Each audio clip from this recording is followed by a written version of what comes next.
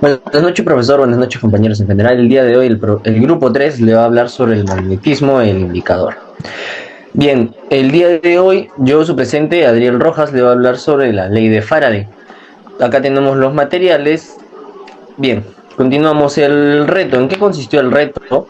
En que teníamos que conectar el perno de hierro dentro de la bobina, para que así con el imán podamos hacer una frotación, el imán con la bobina, y pueda prender la luz LED.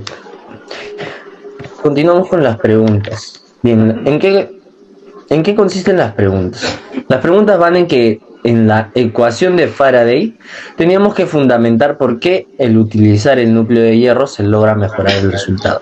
Esto se debe a que el núcleo de hierro va a tener una menor reluctancia. ¿Qué quiere decir esto? Que va a tener un mayor funcionamiento con el imán gracias al magnetismo que produce.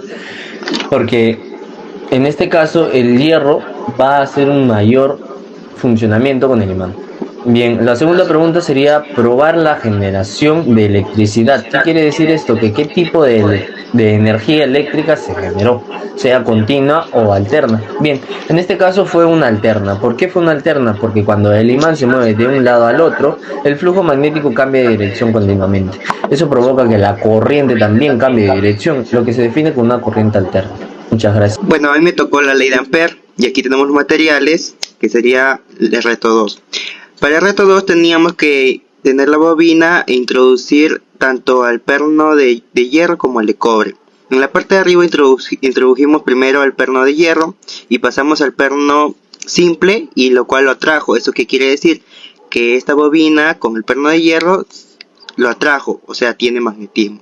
Y en la parte de abajo introdujimos a la bobina un perno de cobre, lo cual pasamos al perno de cobre y no lo atrajo. ¿Eso qué quiere decir? Que no tiene magnetismo. Aquí tenemos a la fórmula, que sería fuerza magnetomotriz es igual a la reluctancia magnética por el flujo magnético. Y pasamos a las preguntas. La 1. Si se conecta la bobina a la fuente de 12 voltios, ¿cuánta corriente fluirá y si es apropiado para la bobina o para la fuente? Y la 2. Si se conecta la bobina a la fuente de 5 voltios, ¿qué sucedería? Primero, al conectar a la fuente de 12 voltios, fluirá por la bobina 1.5 amperios. Por lo tanto, no sería apropiado conectar debido a que excede el límite de 1 amperio y podría calentarse la bobina y quemarse. ¿Y qué pasaría si conectamos a la de 5? Pues fluirá 0.625 amperios, por lo tanto esta bobina sería la indicada para realizar el trabajo, ya que no dañaría ni a la bobina ni a la fuente. La tercera pregunta nos dice, según la ecuación de Ampère, ¿en qué caso se logra un mejor electroimán?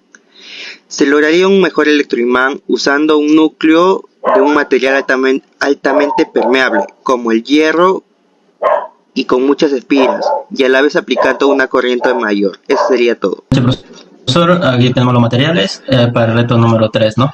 Aquí el reto número 3.1 podemos encontrar un multímetro de rango voltaje CC y un potenciómetro regulado, ¿no? Fuente de un conectado a 5 voltios, CC de 1 amperio, el cual sería asumir cuando el potenciómetro mide a nivel de un combustible. Cuando el voltaje de señal de 0 voltios representa el nivel de combustible 0%, o cuando el voltaje de señal de 5 voltios representa el nivel mínimo de combustible de 100%, así mostrando en el multímetro el valor del voltaje cuando el nivel de combustible es de 30%. Claro, aquí tenemos la prueba del potenciómetro, ¿no? La fórmula que hemos resultado es del 100%, 0% y 30%. Siguiente, compañero.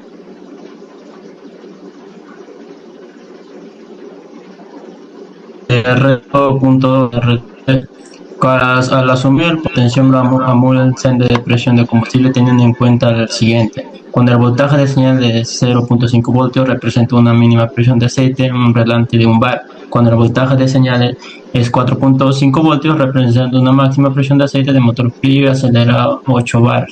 Mostrando así en multímetro el valor de voltaje cuando la presión sea de 5 bar. Aquí como el resultado, calculamos la pendiente que nos da 0.5714 voltios del bar. Así calculamos al constante que sería el menos 0.014 voltios.